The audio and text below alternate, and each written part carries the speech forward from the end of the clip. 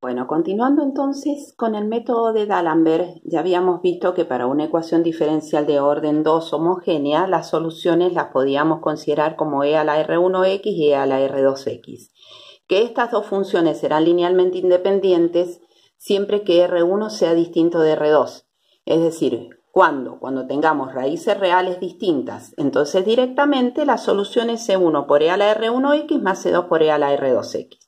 Entonces, fíjense, por ejemplo, este caso, tenemos y segunda menos 4i igual a 0. ¿Qué debemos hacer? Tenemos que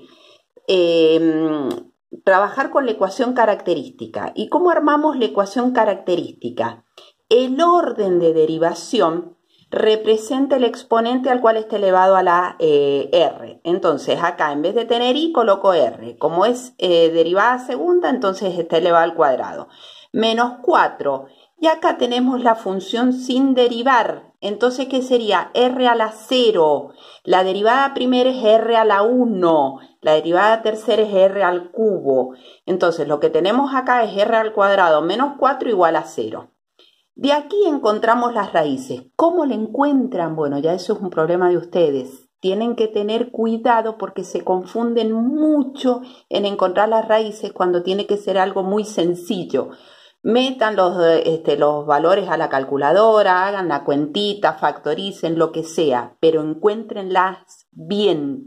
Sé que es una tontera lo que les estoy diciendo, pero no tienen idea la cantidad de errores que tienen encontrando las raíces. Y lamentablemente encuentran mal las raíces y después todo lo que sigue, cuando veamos las ecuaciones no homogéneas, vamos a utilizar las homogéneas. Entonces, si ustedes tienen esto mal, van a tener todo el resto mal. Bueno, en este caso las raíces son R1 igual a 2 y R2 igual a menos 2. Son raíces reales distintas.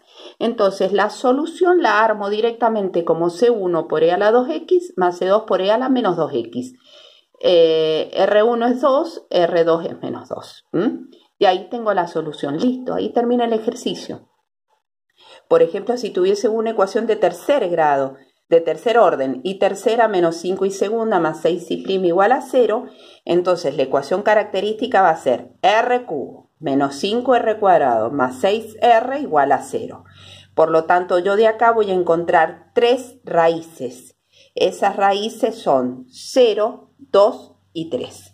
Por lo tanto, voy a armar, entonces voy a tener tres funciones. La solución me va a quedar como suma de las tres funciones, la combinación lineal de las tres. Entonces sería C1 por e a la 0x, que e a la 0x es 1. Esto directamente lo pueden poner como 1. Más C2 por e a la 2x, más C3 por e a la 3x. ¿Sí? Bien. ¿Qué pasa con las raíces coincidentes? Vimos que si las raíces eran iguales, entonces las funciones no son linealmente independientes. Entonces, el método que se utiliza, no hay demostración, ustedes solamente lo aplican, es que la primera solución va a ser C1 por e a la rx. La segunda coincidente será C2 por e a la rx por x. Es decir, cada una de las raíces coincidentes que tenga, voy a ir multiplicando por x. Supongámosle que tenga tres raíces coincidentes. Entonces, para la primera va a ser C1 por e a la rx. Para la segunda, C2 por e a la rx por x. Para la tercera, C3 por e a la rx por x cuadrado. Es decir, voy multiplicando por potencia de x cuando las raíces sean coincidentes y así sucesivamente. En este caso son 2, tengo esto. Si son 3, tendría estas tres expresiones. Si son 4, bueno, sería C4 por e a la rx por x al cubo. ¿Entienden? No tiene demostración. Ese método que se llama método de Euler, directamente ustedes lo único que hacen es aplicarlo. Entonces, por ejemplo, para la ecuación y segunda menos 2y' más i igual a 0, tendrían r cuadrado menos 2r más 1 igual a 0. Si ustedes están con la calculadora les va a alargar un solo valor que es 1. Entonces tienen que saber que si es una ecuación de segundo grado, va a tener dos raíces que en este caso son coincidentes. Entonces una solución es C1 por e a la x, la otra es C2 por e a la x por x. Bien. ¿Qué pasa cuando las raíces son complejas conjugadas? Entonces, ahí también son distintas, porque una raíz va a ser a más b por i y la otra es a menos b por i. Entonces, yo sé que la solución la podría armar como combinación lineal. ¿Por qué le pongo k sub 1 y k sub 2? Porque después voy a llegar a C1 y C2. Entonces, es como para empezar a trabajarla. Pero k sub 1 y k sub 2 vendrían a ser como el C1 y C2 que estábamos colocando. Entonces, la solución es K1 por E a la primera raíz, que es A más B por I por X, más K2 por E a la A menos B por I por X, ¿sí? Entonces acá, esto lo separo, como es producto de potencia igual base, acá tenía los exponentes sumados, entonces me va a quedar K1 por E a la AX por E a la BX por I, ¿sí? Y acá me va a quedar K sub 2 por E a la AX por E a la menos BXI. ¿Sí? Y acá utilizo entonces para esta y este, que es el exponencial complejo, ocupo una expresión, es transformarla a trigonométrico, a ese número complejo. Entonces el exponencial e a la alfa i corresponde a coseno de alfa más i seno de alfa.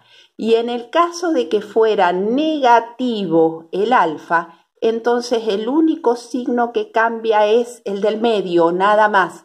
Alfa sigue siendo positivo, ¿por qué? Porque coseno de menos alfa es coseno de alfa. En cambio, seno de menos alfa es menos seno de alfa. Entonces, cuando yo transformo un ángulo negativo en positivo, para el coseno me queda igual y para el seno le cambio el signo, porque uno es una función par y el otro es impar. Entonces, si el alfa hubiese sido negativo, el único signo que cambia es el del medio. Por lo tanto, acá que tendría K sub 1 por E a la AX, y acá mi alfa vendría a ser Bx. Entonces, aplicando la fórmula de Euler, ¿qué me va a quedar?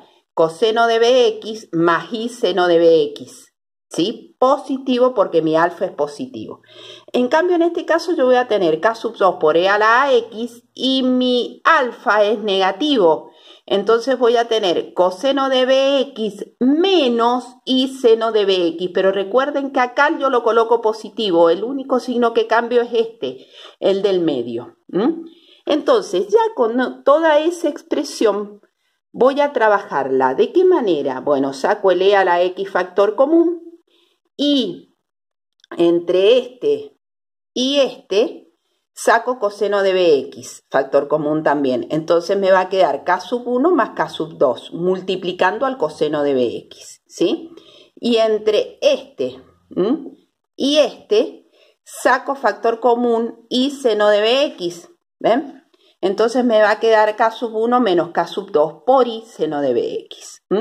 Entonces, a esta expresión que es K sub 1 más K sub 2, como K1 y K2 son constantes, entonces la suma de dos constantes me sigue dando otra constante que la voy a llamar C1. Y acá también son constantes, pero con características especiales. Todo esto me va a quedar un número real. Entonces, el valor de C2 es una constante real, ¿sí? Lo voy a llamar C2. Entonces, la solución es E a la AX por C1 coseno de Bx más C2 seno de Bx. Fíjense que el A es la parte real de la raíz. Y el B, que es el que acompaña al seno y al coseno, sería la parte imaginaria, ¿sí? El coeficiente imaginario. El signo que le voy a colocar acá y acá es positivo nada más. ¿Por qué? Porque el signo negativo ya lo trabajé, ¿entienden? Entonces la expresión quedaría así. Igual a E a la X de C1 coseno de Bx más C2 seno de Bx. Entonces, por ejemplo, ustedes tienen y segunda más 4y' más 13i igual a 0. Encuentro la ecuación característica, r cuadrado más 4r más 3 igual a 0. De ahí, armé acá la ecuación de segundo grado. Las raíces son menos 2 más 3i y menos 2 menos 3i. Pero a mí lo que me importa serían los coeficientes. El A es menos 2 y el B es 3 positivo. El B es solamente el positivo. El A sí lo considero con el signo que tiene adelante, el número real. Entonces, ¿qué me va a quedar? E elevado a la menos 2x de C1 coseno de 3x más C2 seno de 3x. Acá por ejemplo, yo tendría i segunda más 4i igual a 0. Las raíces, o sea, el polinomio característico es r cuadrado más 4 igual a 0. Las raíces son más menos 2i. Se confunden muchísimo acá. ¿En qué se confunden? Muchas veces confunden el i con el r, entonces acá le colocan un r. Y otra cosa que confunden es que en vez de reales, en vez de complejas, las colocan reales. No, tengan cuidado, se los voy a repetir hasta el cansancio. No pueden equivocarse en encontrar las raíces. Eso es una tontera. Si se equivocan ahí, tienen mal un montón de cosas, ¿sí? Entonces, la parte real es 0 y la parte imaginaria es 2. Por lo tanto, ¿cómo me va a quedar? E a la 0x, que es 1. Entonces me queda directamente C1 coseno de 2x más C2 por el seno de 2x. Y acá, por ejemplo, le he puesto una de tercer orden, en donde el polinomio característico es r cubo menos 3r cuadrado más 4r menos 2 igual a 0. Y tengo raíces, una real y las complejas conjugadas. Entonces, ¿qué armo? Armo una combinación lineal para cada una de las raíces. Para la parte real, C1 por e a la rx. Y todo esto vendría a ser para las complejas. Lo mismo hubiese pasado si yo hubiese tenido complejas con reales coincidentes o reales coincidentes con reales distintas. Voy armando de acuerdo al tipo de raíz que tengo, entonces esa suma, esa combinación lineal, ¿sí?